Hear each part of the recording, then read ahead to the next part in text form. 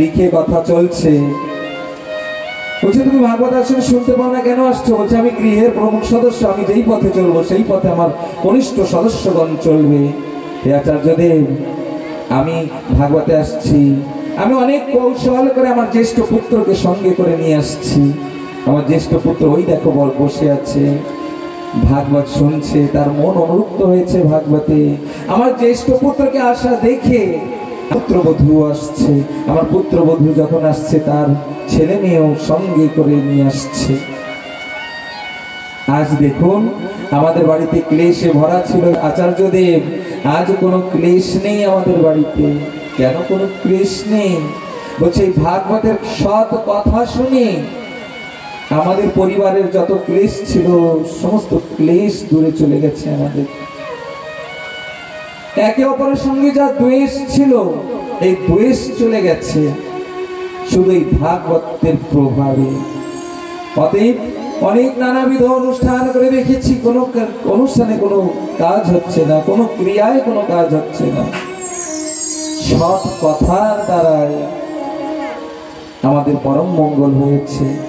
হে আচার্যদেব, সকলের জন্য কথা যে আমার মতন যারা এই সংসারে দুঃখ ভোগ করছে, যারা যন্ত্রণা ভোগ করছে, তারা যদি সংসারটাকে সুখে করতে চায়, তারা যেন সপরিবার সহিত ভাগবত আসরে এসে যেন ভাগবত শ্রবণ করে, আর ওই গোবিন্দের কৃপা দৃষ্টিতে যেন তারাও সিক্ত হয়, তারাও যেন তাদের জীবনও যেন ধন্য হয়।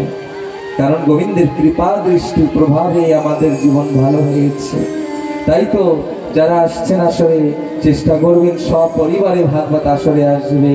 আহা, ভগবানের সম্মুখে আসবো না সপরিবার সহিত, কার সম্মুখে যাব? কাজের সম্মুখে যাব সপরিবার সহিত। যারা আমাদের বিনাশের পথে নিয়ে যায় তাদের সম্মুখে যাব। সপরিবার ভগবানের সম্মুখে আসবে, দেখবে জীবন দিন দিন ভালো হবে। সময় দিতে হবে, যা এলোমেলো হয়ে গেছে এই এলোমেলো ভাবটাকে ভালো করতে হলে একটু সময় দিতে হবে, ধৈর্য ধরতে হবে, চেষ্টা করবে, কল কৌশল করে ছলে বলে ভাগবত আসরে নিয়ে আসবে। সকলে আসবে, পাড়া পড়োশি সবাইকে নিয়ে আসবে, কারণ এই ভাগবত শুনেই জীবের পরম মঙ্গল। আত্মকল্যাণকারী কথা, সুখকারী কথা, মঙ্গলদায়ক কথা। ভাগবতকে কেউ অবহেলা করবে না। যে ভাগবতকে অবহেলা করছে, শ্রীরাধে, বায়ু পুরাণ তার প্রমাণ আছে, বায়ু পুরাণ প্রমাণ আছে তার। ভাগবতকে অবহেলা করলে, কৃষ্ণ কথাকে অবহেলা করলে, সৎ কথাকে অবহেলা করলে, এই সাধু সঙ্গ ভক্ত সঙ্গকে অবহেলা করলে গঙ্গা দেবীও তার দিকে ফিরে চায় না। শ্রীরাধে, প্রেম সে বলো।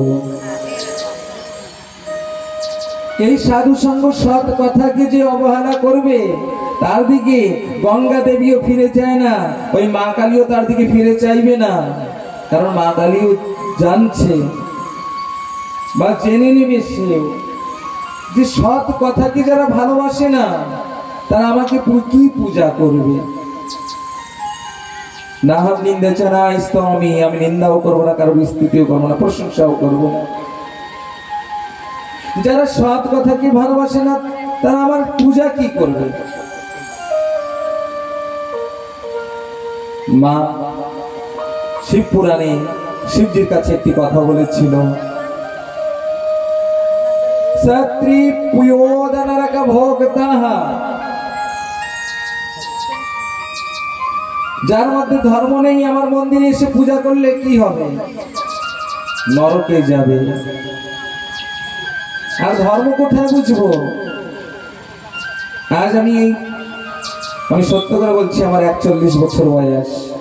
আমি এই যেদিন থেকে বোঝা শিখেছি, আমি অনেক সাধু সঙ্গ করেছি, আমার জীবনে অনেক সাধু সঙ্গ করেছি, গান করেছি, কীর্তন করেছি,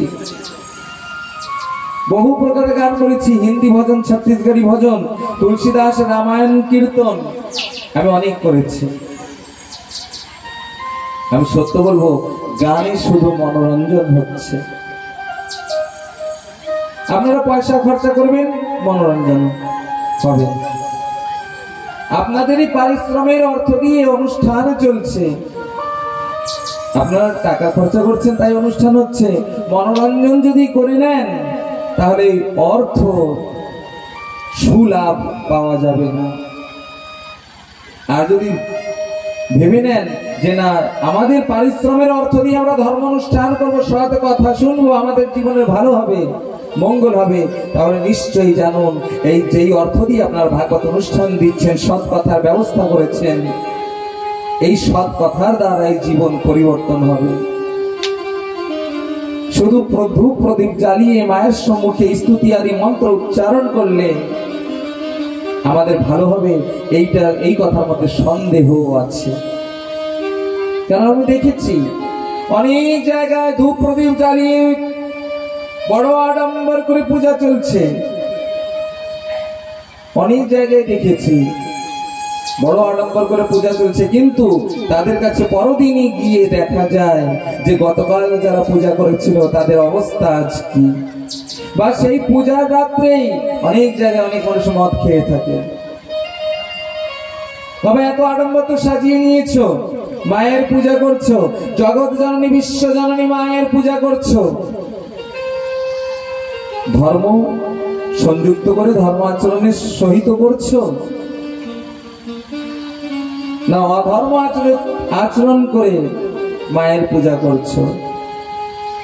যদি মায়ের পূজায় কেউ মদ খেয়ে যদি সম্মিলিত হয় তাহলে মা তার হাতের পূজা গ্রহণ করবে, সে যেই অর্থদান করবে সেই অর্থদানেও ফল পাবে না। মায়ের পূজার উপলক্ষে আমাদের নারায়ণপুরে আমাদের কলোনির কথা বলছি, সত্য বলছি, আমাদের কলোনির কথা। আমার বাড়ির পাশেই মা কালীর মন্দির, কালী পূজা হয় সেখানে। আর কালী পূজাতে ওই পশু মানসিক করে এনে পশু ছেড়ে দেওয়া হয়, আর সেই পশুটাকে নিয়ে হত্যা করে তো যা করার তারা করছে। আমাদের কলোনির ঘটনা, 2 বছর আগে এক কাকিমা এক কাকু পশু মা কালীর পূজায় যাচ্ছে, বিশ্ব জননী যাহাকে বলে সম্বোধন করি তারই সন্তানকে পশুরূপ ভেবে মায়ের সম্মুখে নিয়ে উৎসর্গ করে ছেড়ে দিয়েছে, আর তাকে পরদিনে হত্যা করেছে। ভয়ঙ্কর অ্যাক্সিডেন্ট হলো সেই কাকিমার ছেলের, ভয়ঙ্কর অ্যাক্সিডেন্ট হলো। আর গৃহস্থ ভালো করে সুস্থ মতন যাপন করবে সেই ক্ষমতা আর তার মধ্যে নেই। এক কাকাকে দেখেছি মন্দিরের মধ্যে থেকে ওই পশুটাকে, ছাগলটাকে ধরে টানাটানি করছে, আর এর মধ্যে একজন পা ভেঙে দিয়েছে, আবার তারও পা ভেঙে গেছে। এগুলো প্রমাণ, আমাদের নারায়ণপুরের ঘটনা বলছি আমি। বাবা, মায়ের উদ্দেশ্যে শুধু পূজা করে নাও, সৎ আচরণে সৎ ব্যবহারে, কিন্তু মায়ের উদ্দেশ্যে পূজা করে যে জীব হত্যার দোষ এগুলো করবে না। নাম কখনো উচ্চারণ করবে না যে মা তোমার পূজা করেছি, অনুষ্ঠান করেছি, তাই আজকে আমরা অনুষ্ঠান করবো, জীব হত্যা করে ভয়ঙ্কর অপরাধে লিপ্ত হতে হবে। আর পাপে ছাড়ে না বাপে কেউ, এ কথা জেনে রাখবে।